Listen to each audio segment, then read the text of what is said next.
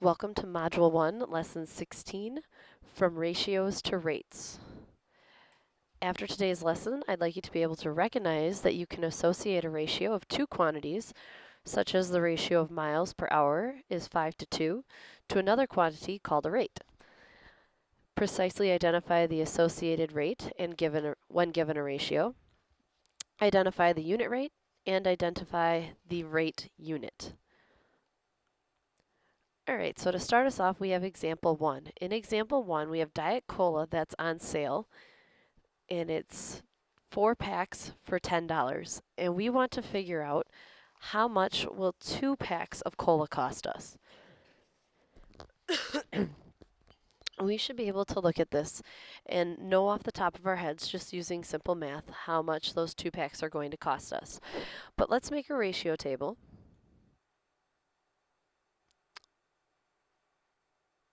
To help us justify it. So I have, on top, I will put packs of soda. And on bottom, how much they cost.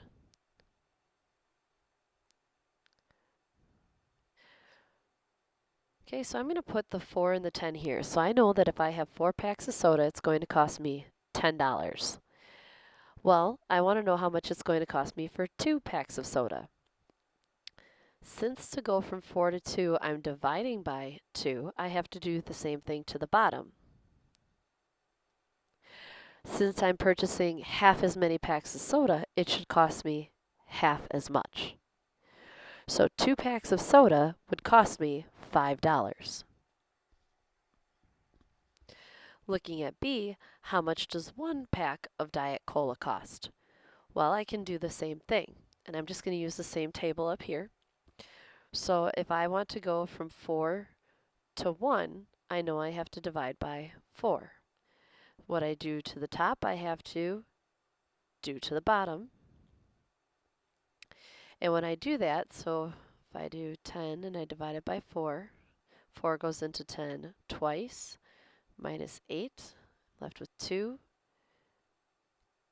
Put a decimal, bring down the 0. Oops, so that 0 should go here. And then I bring down this 0. It gives me 20. 4 goes into 25 times. And I get 0. So I know that 1 pack of soda is going to cost me $2.50.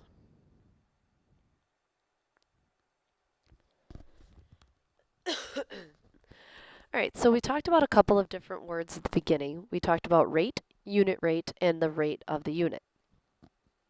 So looking at this, my rate, I'm comparing two different things. So I'm comparing dollars to packs. So my rate is $10 for every pack, every 4 packs. My unit rate is how much that I pay for 1. So my unit rate would be $2.50 for 1 unit, for 1 pack. And my rate unit is dollars per pack. So that's what I'm labeling it with. So you'll notice you have vocabulary in the front of your packet. So I want you to go there now. You have 3 words that we're going to define. Okay, so the first word, we're going to have the actual definition of a rate. So a rate is a ratio that compares 2 different quantities. An example of a rate from our notes is 10 packs for $4.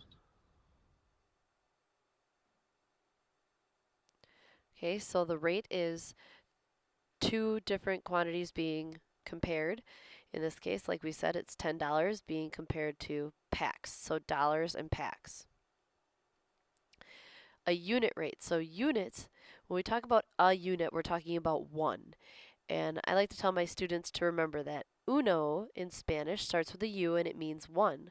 So the U in unit rate is like the U in uno should help you remember that you are looking at something compared to 1.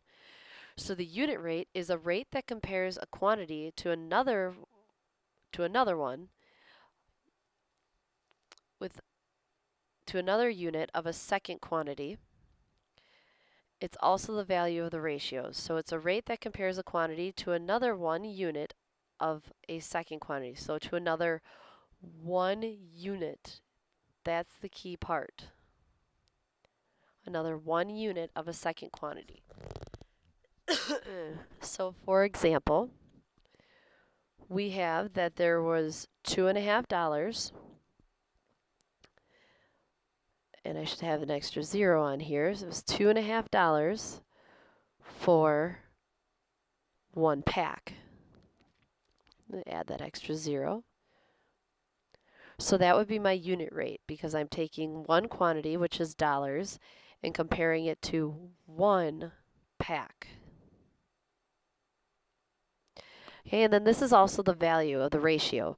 So my ratio is $2.50 to 1, which we know as a fraction would be 2.5 over 1, which is just equal to 2.5. So your value of your ratio is the same thing as your unit rate. And then your rate unit, it's the label that you are comparing. So the label of what you're comparing. So in this case, I was comparing dollars per pack. So my rate unit was dollars per pack. And you can write this as dollars per pack as well. So when you're looking at this line here, that line tells us per. All right, so let's use this. So we have our exploratory challenge again. We have Tegan, who went to Gamer Realm, and he bought a new video, or he wanted new video games, and the video game place was having a sale, $65 for 4 video games.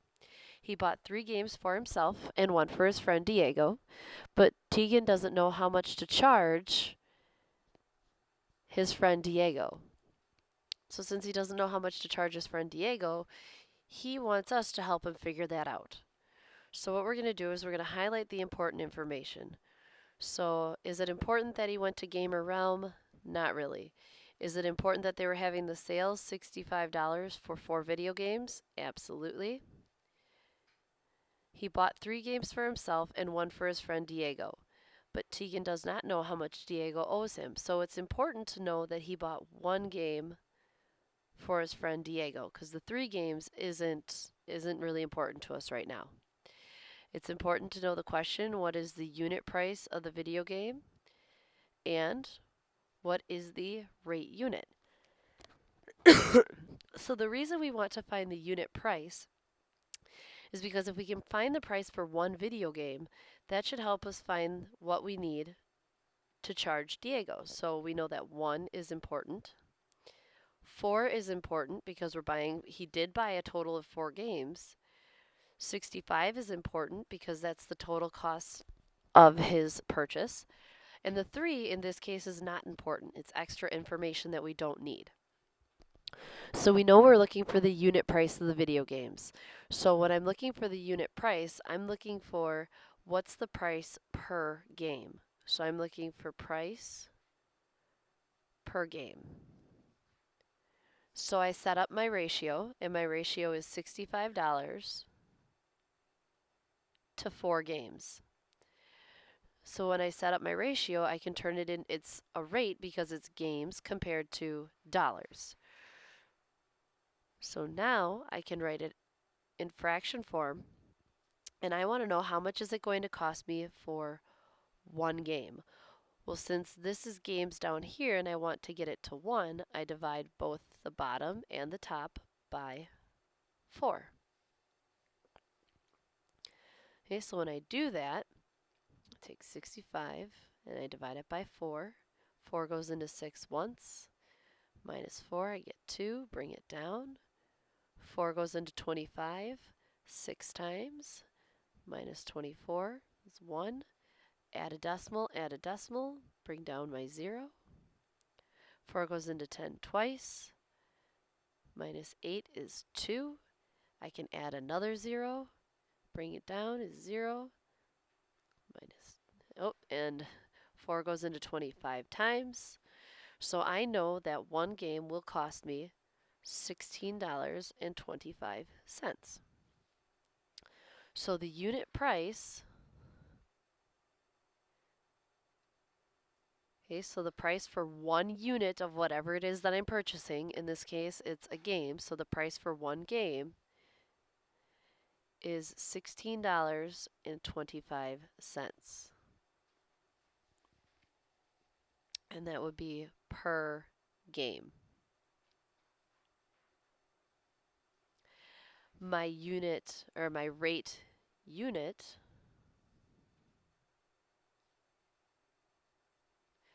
would be dollars per game.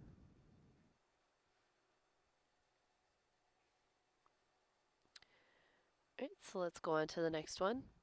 I want you to stop, pause, and I want you to highlight the important information and box the important numbers, and when you come back, we'll check over what you did. Alright, so 4 football fans took turns driving for the distance from New York to Oklahoma to see a big game. Each driver set the cruise control during his or her portion of the trip, enabling him or her to travel at a constant speed. The group changed drivers each time they stopped for gas and recorded their driving times and distances in the table below. So all of this would be important. Okay, so the distance would be important, the time, who it was, and then each of these numbers would also be important. So instead of going through and highlighting and drawing around everything for that, we're going to look at the next problem. What two quantities are being compared? So what two quantities are being compared? So since it says two quantities, I know I'm looking for two different things. So I know that it's not the fans, it's not the people that are being compared to the distance and the time. It's the distance and the time that are being compared. So those are the two quantities being compared. So I didn't use 2 to find my answer. I used 2 to let me know how many answers I needed. Right, the second part, what is the ratio of the two quantities for Andre's portion of the trip? And what is the associated rate? So the ratio for Andre's portion of the trip, all right, ratio is 208 miles to 4 hours. Okay, and then the associated rate, I can break that down and simplify it. I know it's 208, so it's miles over time. If I divide both of these by 4, because I want to get down to 1, so I could say that the rate is 204 miles in 4 hours, but we want to be more specific. So I know that 4 divided by 4 is 1, and I know that 208 divided by 4 is 52. So my rate is 52 miles per hour. So now what it wants me to do is answer the same 2 questions in part B for the other 3 drivers. Okay, so for Mateo,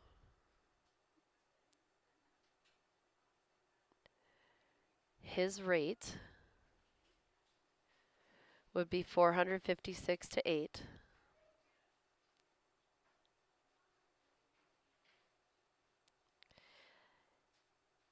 I'm sorry, not his rate, his ratio. Just checking to see if you're paying attention. Is 456 miles to 8 hours. And his rate, again, we want to be specific, so we want to simplify. So it's 456 to 8. I divide both by 8. 8 goes into 45. 5 times. Goes into 16 twice. So his rate is also 52 miles per hour.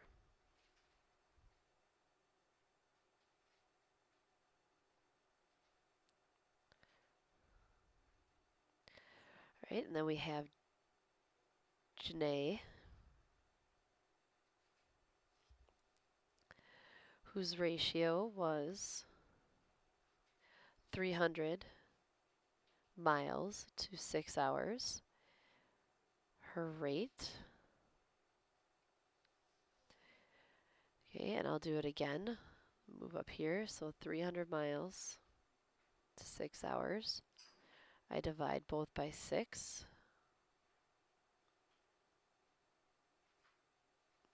Now hers only breaks down to 50 over 1, so 50 miles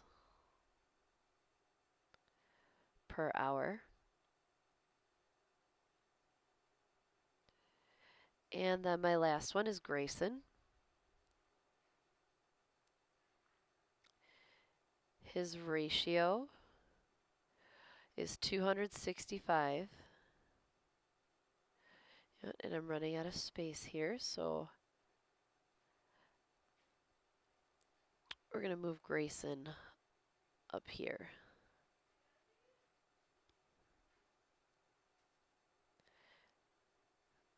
There we go. So 265 to 5. And his rate, and I'll just let you know that that was 53 miles per hour.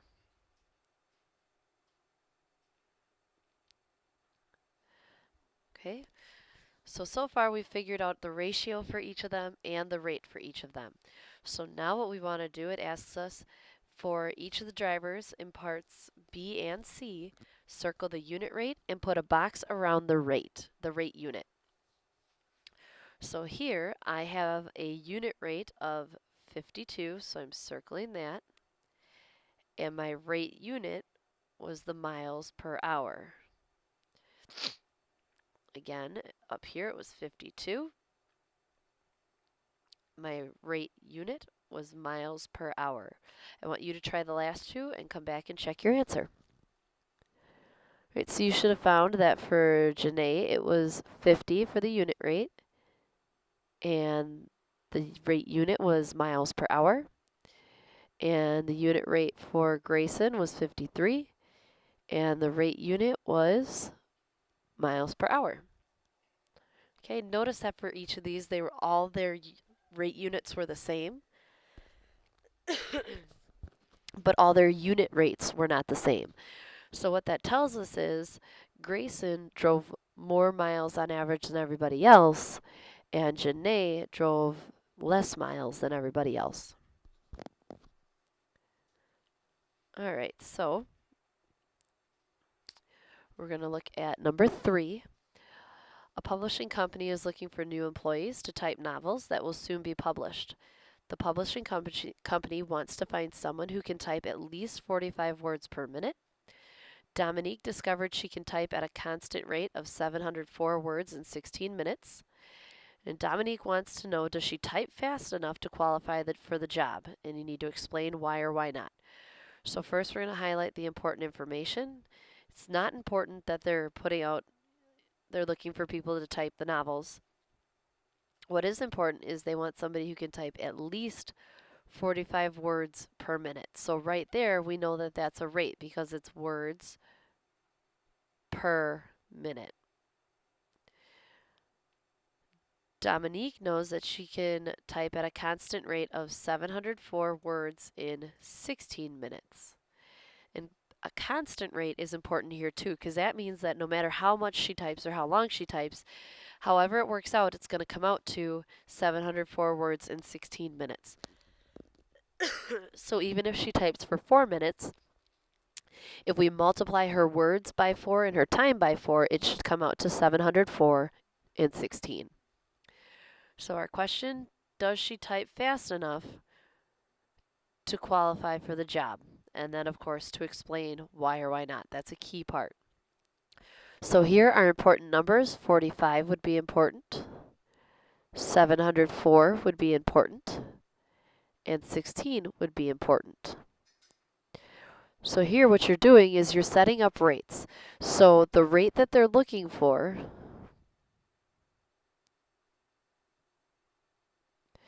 is 45 to 1. 45 words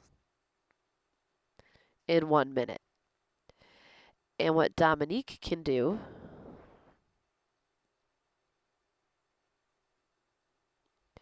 is 704 words in 16 minutes. So what I want you to do is I want you to find the unit rate for Dominique, and you need to determine whether or not she would qualify for this job. And then you need to tell me why she would or would not. Okay, don't make it too complicated on yourself. You're just saying she would because she types faster or exactly at the rate, or she would not because she does not type fast enough or she types too slow. So I want you to take your time, solve this, and as always, if you have any questions, make sure to write them down so we can go over them in class.